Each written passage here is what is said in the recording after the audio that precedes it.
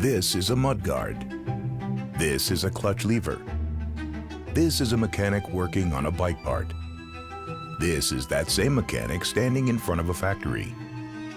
This is where that mechanic works. Mandello Delario, home of one of Italy's most iconic brands. This is Moto Guzzi.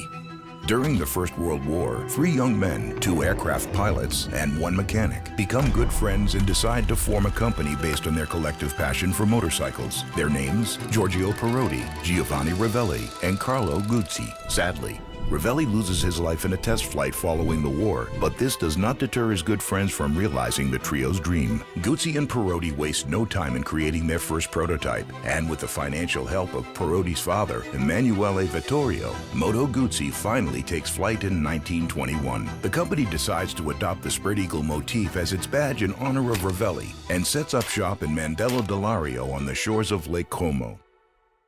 My first impressions of that place are like anybody's. I can't believe this factory is here right on the shores of Lake Como, right at the base of these mountains. It's the most spectacular place for a factory you would ever imagine. Mandello è conosciuto in tutto il mondo per questo, per la Moto Guzzi, se no sarebbe stato solo un paese di pescatori. Beh, Mandello è un po' un'isola felice nella Lombardia e quindi una persona che viene a visitare Mandello è sicuramente un'esperienza nuova. Per me la Moto Guzzi rappresenta soprattutto un motivo di orgoglio per Mandello e per l'Italia, perché la ritengo un marchio fondamentale per questo paese, anche perché a quest'anno arriviamo ai 100 anni. Sono confluiti centinaia di persone, migliaia di persone che arrivavano nalla Lombardia del lago, che venivano a lavorare qui. In più hanno creato quell'indotto per migliorare sia la vita del mandellese, ma di tutti gli altri d'intorno, ecco. Sono poche le aziende che vantano le moto fatte a mano una per una. On the lake shores of Mandello, it isn't only Moto Guzzi that is enjoying success on a global scale. The rowing club is also blazing a trail in the sports world. So when I first went to Mandello, I saw that there was a rowing club. And I thought, oh, well, they must be building motor boats or something. They said, no, Guzzi makes like rowing shells, lightweight, high-performance rowing shells. And they focus on the rowers, and they make the best shells for the rowers. Canottieri Moto Guzzi has become a cornerstone of Italian rowing history, collecting 22 European and World Championships as well as 10 Olympic gold medals. Any trip to Mandello isn't truly complete without a visit to the iconic Red Gate that for so long has been the backdrop for many a motorbike pilgrimage. E fa piacere sempre quando persone di altri paesi e anche di altre città vengono qui a fare la foto davanti al cancello rosso e con la loro Moto Guzzi. It is here in Mandello that the company builds its first motorcycle, the legendary 8-horsepower Normale. Allora, la Normale è la prima moto costruita da Carlo Guzzi, che aveva deciso di creare una moto semplice da usare, doveva essere molto robusta, non doveva avere nessun problema e nessun difetto che avevano le altre moto. Perciò aveva deciso di rivoluzionare tutto. Non era la moto come facevano tanti, che era magari una moto potente, anche le cilindrate erano molto più alte. Lui ha fatto proprio la moto che era per tutti. Following the Normale was the Aironi 250, Italy's best-selling motorbike for over 15 years. Success in the engineering bays also leads to success on track, with Guzzi taking home plenty of race victories in the span of 4 decades. Io ho sempre sostenuto che nel DNA Moto Guzzi il racing è una cosa molto importante e fondamentale, perché dalle corse dove si sviluppa il know-how e diciamo le nuove innovazioni, la ricerca è una cosa fondamentale secondo me, diciamo nell'economia di un'azienda che fa moto. Moto Guzzi's racing pedigree owes much of its success to one legendary Italian racer, Omobono Tenni. Known as the Black Devil due to his audacious riding style in the Isle of Man TT, Tenni's ability on 2 wheels was unquestionable. From 1933 to 1947, he had amassed 47 race victories in various classes, a true icon of the sport. After years of dominance, culminating in 1957 with their last victory on track, Moto Guzzi shift the focus away from racing and move towards bike production. Following the Second World War, Moto Guzzi's production ramps up. The Moto Leggera 65 becomes Europe's best-selling bike for over a decade and is joined in the showrooms by the Goletto in 1950. Il galletto, specialmente poi molto diffuso nelle nostre zone. Arrivavano i macellai dalla Valsassina, venivano a prendere i quarti di bue o che lo mettevano in mezzo lì e davano su. E poi il galletto ha girato il mondo, era la moto dei missionari, c'è gente che è arrivata dappertutto e il galletto rappresentava il primo scooterone in un certo senso. 1950 is also the same year as another iconic breakthrough. No, not that one. I'm talking about this one.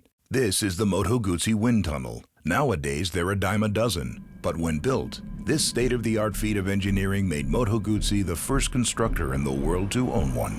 La Galleria del Vento è una cosa straordinaria perché soprattutto si poteva mettere la moto intera e non il modellino, che il motociclista poteva salire sulla motocicletta. Assumeva proprio la posizione ideale per andare più veloce. La Galleria del Vento ha iniziato nel 1956 a lavorare con le moto da corsa, così. Era entusiasmante lavorare perché il lavoro che facevi era, a parte qualcosa di nuovo, ma qualcosa che ti stimolava nel farlo, ecco. Praticamente è stata voluta assolutamente da Carlo Guzzi perché aveva capito l'importanza dell'aerodinamica. E se noi guardiamo le selle, una volta c'era il sellino dove il pilota stava seduto e poi c'era un cuscinetto sul parafango posteriore per abbassarsi sul serbatoio. L'evoluzione è stata l'invenzione della sella lunga, cioè dove il pilota poteva scivolare indietro e poter assumere proprio la posizione.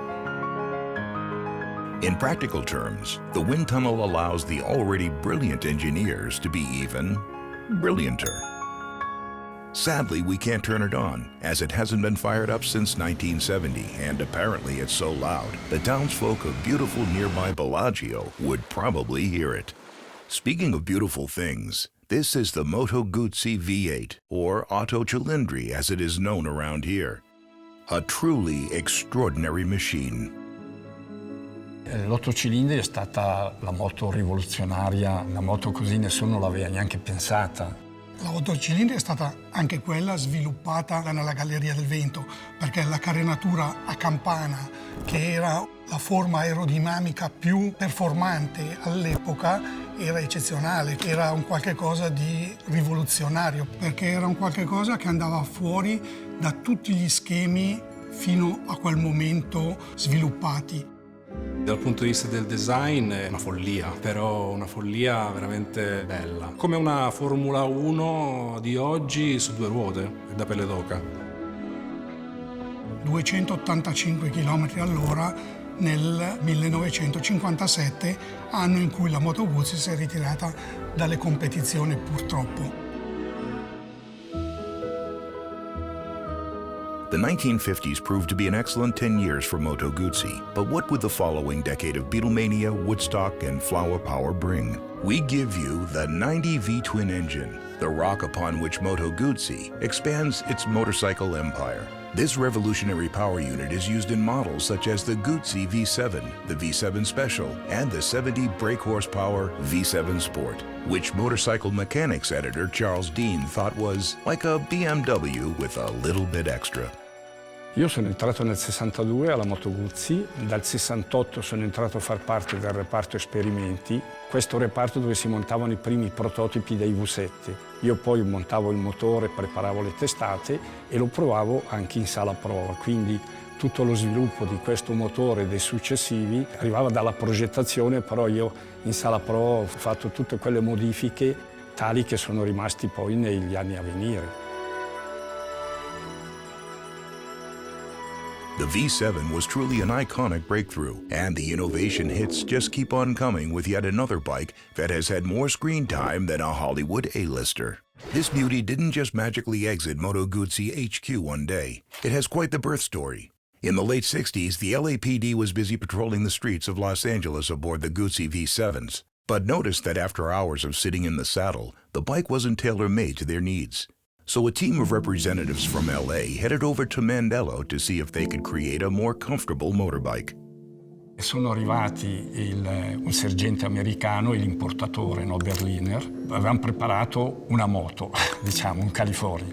Poi loro, quando sono arrivati, hanno detto no, qui ci vogliono le luci in questo modo, l'avviamento qui sotto alla sinistra, perché loro avevano la chiave qui sotto e poi avviavano col pulsante. C'era da fare queste modifiche per il giorno dopo. Siamo rimasti lì a lavorare tutta la notte, al mattino alle 8 la moto era pronta, alle 9 è arrivato l'importatore e così sono rimasti un po' stupiti perché noi in 12 ore abbiamo creato la moto, ecco, perché c'era una base della moto ma mancava un po' tutto il resto, ecco. So as an American, Moto Guzzi means to me California Highway Patrol. That's how I knew about it first. It's also a bike that's made for riders. And that's also part of why the California Highway Patrol on the Guzzis made such an impression on me, is these are bikes you spend like 6-8 hours on a day. Creating a bike that riders love takes a great deal of care, and above all, inspiration. So for design and architecture, a lot of people think Italian is just about food and tradition and the Renaissance. It's really a place of innovation. It's an incredibly industrial culture in Italy. Beh, il design della Guzzi è peculiare perché nella Guzzi il motore ha un'importanza fondamentale. Il bicilindrico trasversale influenza l'ergonomia, influenza il baricentro visuale della moto e per noi è una grande fonte di ispirazione. Abbiamo la fortuna di avere una grande storia dietro perché dobbiamo disegnare tenendo bene in mente quello che è stato Guzzi nel corso della sua storia. Non possiamo esimerci dal citare qualche modello del passato, al tempo stesso però dobbiamo sempre innovare. E questa è croce e delizia per noi designer. For the next 30 years, Moto Guzzi continues to churn out some truly iconic bikes. The Le Mans and Daytona help keep the sports heritage of the marque alive. The 90s see a rebirth of the California, but it isn't until the new millennium that the brand goes through yet another major stage of its evolution. The 2000s are a whirlwind for Moto Guzzi. New bikes fly out of the factory. International superstars line up to be the face of the brand, with over 25,000 Moto Guzzi owners club members around the world. Anyone who is anyone is lining up to call themselves a Guzzista. But what exactly is one? Il guzzista è per me innanzitutto un amico, qualcuno con cui scambiare visioni di moto ma anche del mondo. Prima di tutto è uno che ama viaggiare, è curioso, gli piace andare in giro. La tipologia di motociclista guzzista è il motociclista che piace avere la motocicletta personale, un po' meccanico, un po' fai da te. Il motociclista è una razza e il guzzista è una razza proprio ben radicata. Ti lascia qualcosa che le altre moto non ti lasciano. Il guzzista è un appassionato, cerca l'affidabilità della moto, cerca la linea particolare classica come del resto tutti i guzziani. Per me un guzzista è una persona orgogliosa, è come guidare un pezzo d'Italia. The decade also sees a rebirth of Guzzi supplying motorbikes to law enforcement, with 35 models of the Norge GT heading to the Berlin Police Department and 90 to their counterparts in Milan. This iconic bike has quite the history itself, owing its name to a very particular adventure. Gran Turismo 500, prima moto con il molleggio sulla ruota posteriore a livello mondiale. Perché è nato il nomignolo Norge? Perché? Perché nel 1928 Giuseppe Guzzi, fratello di Carlo, è andato fino in Norvegia per dimostrare che la moto col molleggio sulla ruota posteriore era un qualche cosa di rivoluzionario nei chilometraggi più lunghi, sulle strade più brutte e non ha mai avuto nessun problema tecnico durante tutto il percorso che ha fatto fino in Norvegia. 2006 is also a big year for Moto Guzzi. Yes, that's probably great for most people living in Italy. But more importantly, it's the year the factory manages to manufacture 10,000 bikes. While we're here, want to see how the bikes are made? I thought so. It all starts here, a naked bike frame ready to be put together. Once it moves onto the assembly line, the frame is joined by the engine. Then come the all-important wheels. After some additions of electronics, they arrive at the 24th slot on the assembly line, and from here, the bikes head over to Franco Scani for quality control. How are we looking, Franco? Ogni volta che esce un modello nuovo rimane sempre la stessa emozione comunque di creare un qualcosa di nuovo. E quel qualcosa di nuovo sai che comunque andrà in giro per tutto il mondo, fatto da te, beh, è una cosa bella per me. Si respira proprio un'aria mitica in questo stabilimento. When I visited the factory at Mandello, you really understand a lot about the brand and where it comes from. Understanding the past is key to determining the future, which is why Moto Guzzi has decided to create a state-of-the-art museum within the existing compound. So for the new museum, what we're keeping and focusing on is the 400 historic bikes in the collection currently. The museum's located right next to the final assembly plant and on one side of the engine plant. So as you see the historic bikes, you know, in 30 seconds you can walk across the plaza and look at the new bikes being built, which is also a really nice juxtaposition of today and yesterday all right together in one plaza. 100 years after it was founded, Moto Guzzi is still going strong. There's even a small team of mechanics restoring a series of bikes for the centenary celebrations. How many bikes, you ask? 200. Allora, il restauro è importante per mantenere l'originalità della moto e dargli ancora una vita successiva. Si fa una ricerca sulla sua storia, sulle sue particolarità e se c'è qualcosa che non va si porta in origine come era nel tempo. È un orgoglio personale vedere questo oggetto splendere e brillare a tutti. E la Guzzi è ancora un grande marchio ancora oggi, è una cosa a parte, una leggenda, più che un marchio. Diciamo così che mantenere queste tradizioni è fondamentale, specialmente poi per noi in Italia.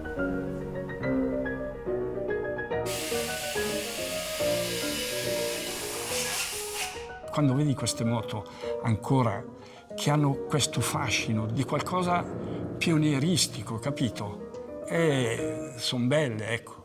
Steeped in tradition and authenticity, the brand has remained true to its core beliefs and values, all the while forming a strong bond with the local community. It represents much more than the bikes that leave the assembly line. It represents a whole nation.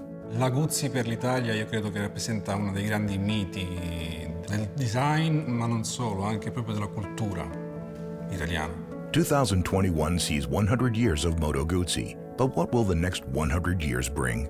No, Moto Guzzi per me rappresenta una grande famiglia, perché quando io ho cominciato a lavorare in Moto Guzzi lavorava mio padre, mio zio, un altro mio zio, ed era qualcosa che lasciava un segno nel cuore. 100 anni e speriamo che viviamo a altri 100. Moto Guzzi's always thinking about the rider. And that, again, that's why it's such a rideable bike. It's why the Highway Patrol picked them. It's why their racers won races, is because they were focusing on the riders, not just on the bikes. V-twins, V4s, V8s, all the crazy engines that were built in the early days and all the way till now. I think that legacy of innovation is what's really exciting about Guzzi. Chiaramente la moto è destinata a cambiare, però speriamo che ci sia ancora un nome Moto Guzzi che vada avanti ancora per tanti e tanti anni. 100 years of iconic V7s and bike heaven. 100 years of long hours and people power. 100 years of brilliant brains and greasy chains. 100 years of stunning design from a single line. 100 years of authenticity. 100 years of simply great bikes.